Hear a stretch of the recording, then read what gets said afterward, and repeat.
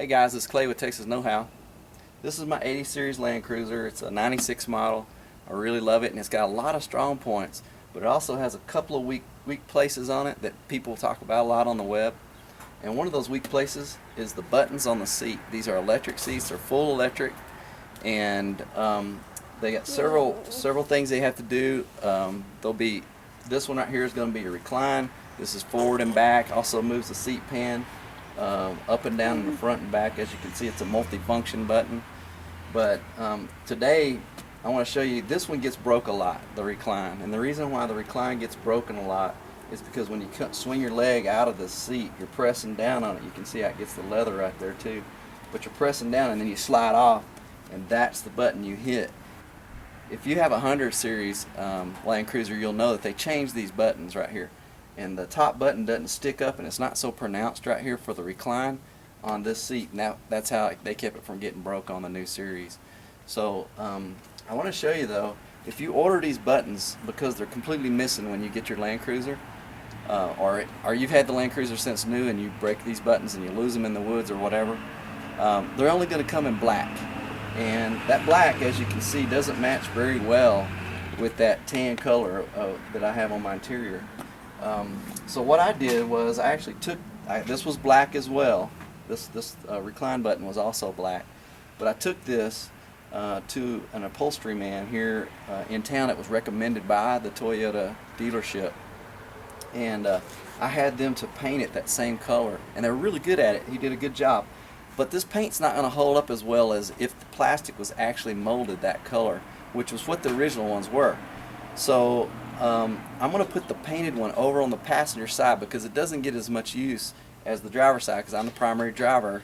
And I'm going to take the passenger side button, which by the way is going to have the little arrow on it for recline and tilt forward, and put it over here on this side. But you can't just stick it on here, because if you look real close here and get a zoom, there's actually, the top stud is missing, and that's the actuator stud. That's the one that goes back and forth and really moves the mechanism on the inside to make this seat back recline or not recline. So I'm going to take you through the steps of how I replaced that stud and actually made it strong enough to last for a long time, I hope. And let's get to that. I want to show you on the other side what the stud looks like, because we have to reproduce it. Let's go. We came around to the passenger side of the vehicle. Let me show you what this looks like. If you look here, we got that same pivot stud that has a little white thing on it. We got the same front and back right here. We just don't have the lumbar button, which is missing on the passenger side. It wasn't the same as the driver's side in that respect. But this is the actual actuator of, and you'll notice it's not pivoting like that and like that. It's actually sliding in there. So this stud is actually going straight into a piece that's a switch, and that switch is moving this way, frontward and backward, to do the recline action. And I don't know if you can see it. I want you to zoom up right here, cameraman, but there are some little studs that you can see my fingernail hitting right there on that shaft. And that's important, because that button that we had, and this one has it too, you don't want that button to fall in against this and just kind of be loosely over that stud. You want it to go on and snap. And it's got two little spring-loaded pieces of plastic with a groove in them that's going to snap on to those little knurls right there. Now, this is a longer stud than you may think. I took my micrometer and I actually measured in all the way to the flat place where this is attached. All right, we're going to measure this. And one of the first things we want to measure is the distance to that knurl.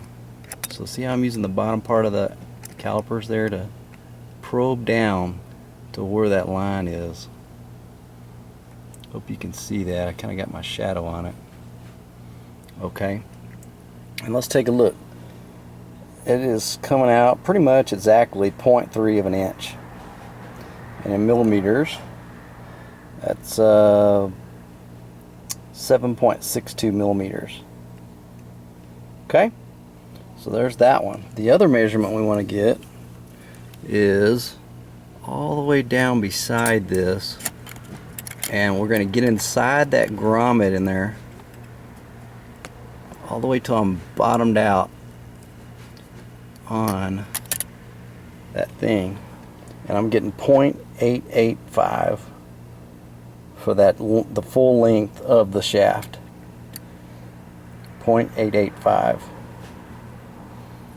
Okay, so I'm 0.3, 0.885, and then last but not least, let's check the diameter of the shaft. 0.253, or basically a 1/4 inch. Okay, so now that we got those measurements, let's go back to the shop and reproduce it. Alright guys, here we are back in the shop, and I've got some parts laid out that I went to Ace Hardware and got. And you see here the two knobs. This was the one I had painted that was black, and it's painted and it looks really close to the original color of the original here. This was one of the originals that was still on the vehicle when I bought it, and you can tell that plastic's all the same color all the way through, which I wish I had one of these, and maybe I could find one if I looked hard enough used on the market. But and then this one is the black one. You can see how it's black on the inside where we didn't paint the inside.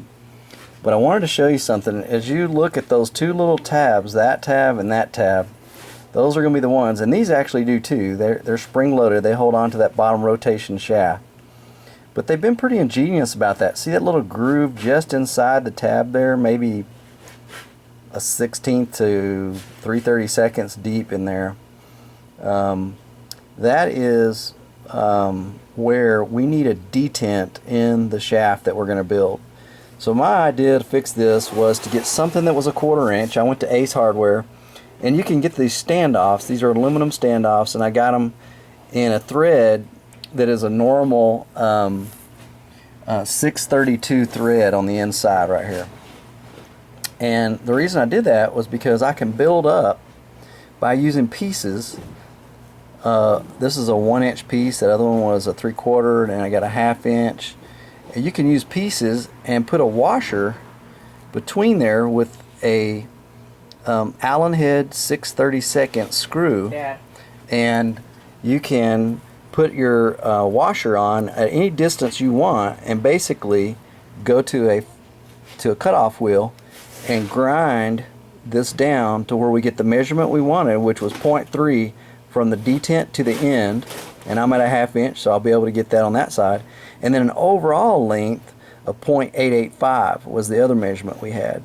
So I'll be able to get the overall length by grinding on this side, and I'll be able to get the end to detent length from grinding on this side. Alright, that's my idea. And then I'm going to Loctite all this together with some red Loctite that should never come undone. That washer, by the way, is just proud. It's a little bit bigger diameter than this 1/4 inch standoff, and that's going to give me a little edge there that's going to hook in that groove that we've been talking about inside here.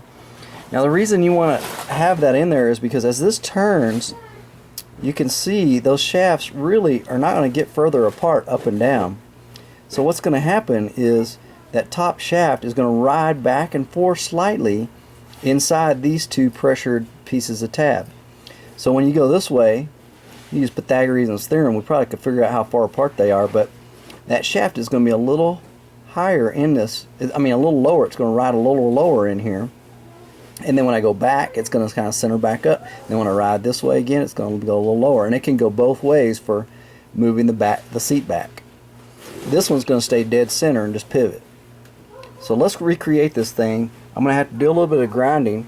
One thing I did want to show you is how am I going to attach this. I'm going to take another 6/32 Allen head, and I'm going to put it in this end here when I get it ground down to the right length, and it's going to stick out a little bit. I'll show you that shot in a minute when I get through grinding. And that is going to thread. I'm going to drill and tap a 6/32 hole in the base of that switch in there, right where this stud used to be. And before I do that, I'm going to use a grinder, a little grinding thing on my Dremel tool, grinding rock really, and it has a flat bottom right here. I'm going to take one out in a minute and show you. And what that's going to do is it's going to prep the surface of that switch inside there to receive the flat bottom of this with a thread in it. And I'm going to super glue that. Once I get everything like I like it, I think it's setting there right, I'm going to super glue that in so that that stud will stay there forever. Okay, so let's go to the grinding wheel. Alright guys, I'm gonna show you how I took off a little bit of this right here, but I just want to remind you, put on some safety glasses, man. You would hate yourself if you hurt your eye on this thing. So I'm gonna turn the grinder on, and it's smooth, but I'm gonna start taking this down to that 0.3 I need from the end to my detent. I'll lay it down on there to keep it square.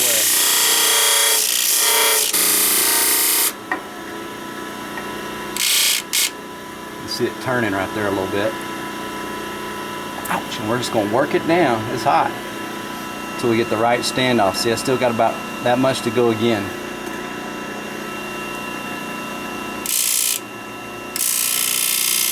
Alright guys, now I've got the first piece, which is the tip to the detent, sitting right at 0.3, just a hair over. It's like 0.03 over, but that's kind of a loose fit right there, so it probably is right at the 0.3, which is perfect.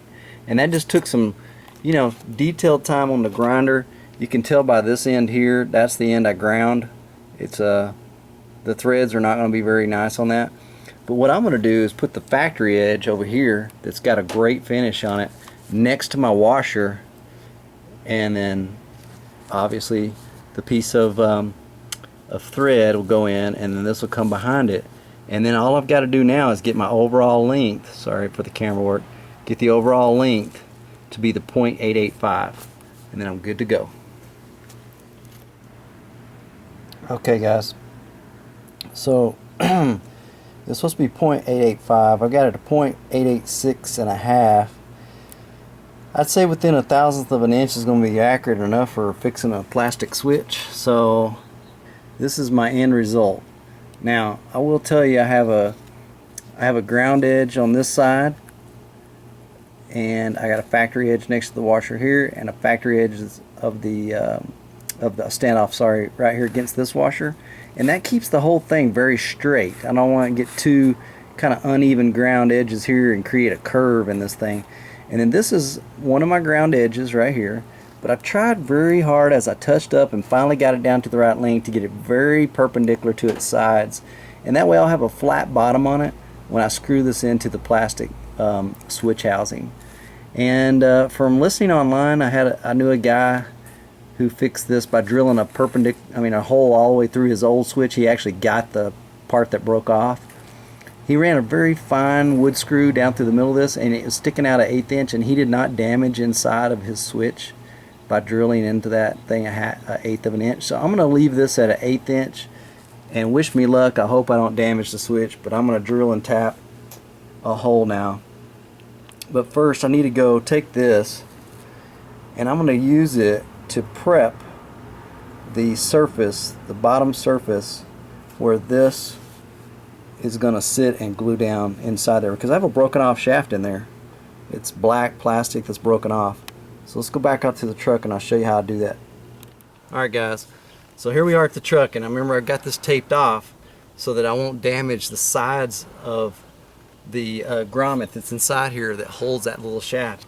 But I left the working end of this thing because I want to clean up the footprint right where this is going to screw in and touch down. I want that footprint to be very smooth, and then that'll glue in there really good.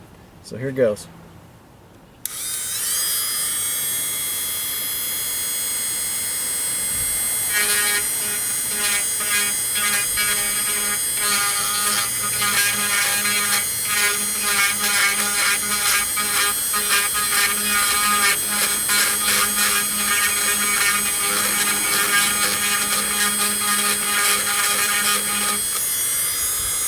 Okay, now I've got a smooth surface in there. Let's see if we can zoom up on it.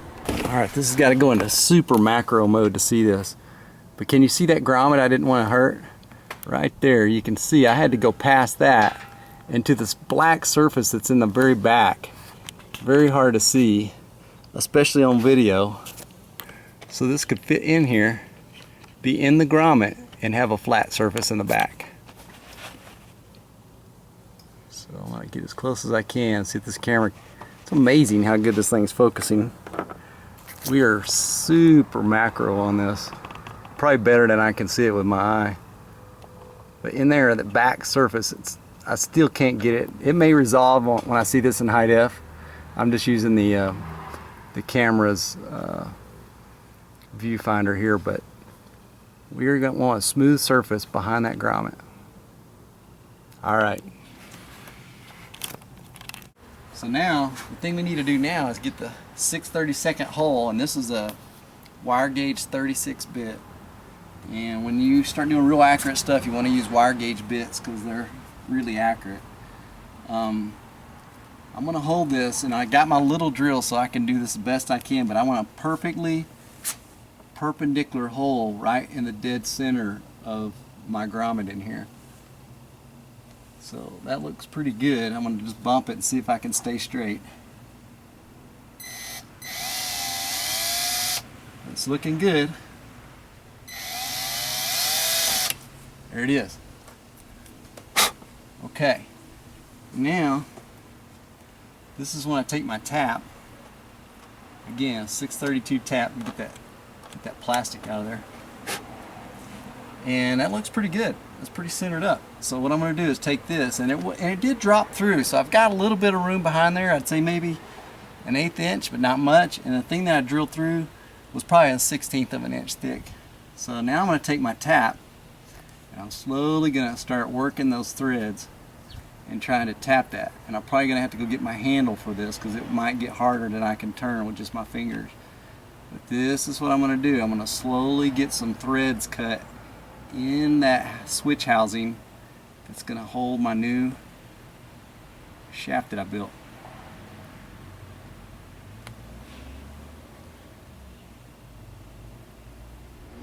Alright guys, I was actually able to just twist this this tap with my fingers and actually get it to working it back and forth, get it to thread that plastic in there. And now I'm coming out to clean the threads. So that's done. I didn't have to get a T-handle. I got this put together, and all the measurements check out.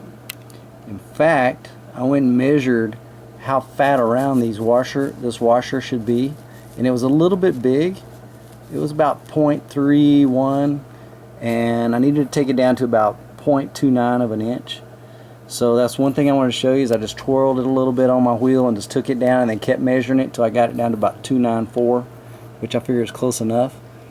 And then I also wanted to correct myself. Earlier in the video I said that was an Allen wrench. It's really just a slot screw on that 6/32 piece of thread there. So there's a piece of that in here at this joint, and it's super glued in. I just went ahead and used some generic super glue instead of red Loctite. I couldn't find my red Loctite. So I'm about to put a drip of this super glue on this side, screw that in, and it'll be sticking out about an 1/8 inch, and then we'll go to the truck and try it out. I've got my built up, as I showed you on the bench, the new stud is all built up, ready to go with the 1/8 inch of the thread showing. So now I'm going to take some super glue, and I'm going to put the super glue on here and quickly get this threaded in. Now you don't want to do too much because it'll drip inside your switch housing, but definitely we want to get some super glue on there. And see, that's kind of twisting all around on there. So here we go, straight in. I'm feeling for that hole. I'm starting to thread. There it goes. It's threading in good. And I want to get it just snug. And when I look down on this, I can tell it's all the way in because this little ridge that I built is lining up with the ridge on the bottom stud. And that is going to set up right there really good and strong. And there you go, my friends. That is a replacement stud that's exactly like the other side, the best I can do it. Making it out of aluminum. So we'll give that a try. I'm going to let it dry a little bit before I manipulate the seat because I don't want to break that little super glue joint there. I want it to really set up. But it's looking good. It feels really firm. When I move that stud, I can actually feel that whole switch housing moving in there. So that means I've got a good grip on it. But we'll check back on this in about 30 minutes and see how it feels. Alright, I did get that on there. It feels real nice and tight. It will move the seat in both directions now. So all I got to do is snap the button on. And now's when I get to see if my little detent I made is going to work right. So let's pop this thing on. We'll put a little pressure on it and wiggle it on. There it goes. And man, that feels great. It's snapped on, looks good. It's holding it right next to the panel but not touching. That's perfect. That's perfect. All right. So, there we go. Let me adjust that. Oh yeah. Getting it just right. Now, so for about $5, and Little Texas Know How took care of about $186 switch without having to pull the seat out, by the way. So, we'll see y'all next time.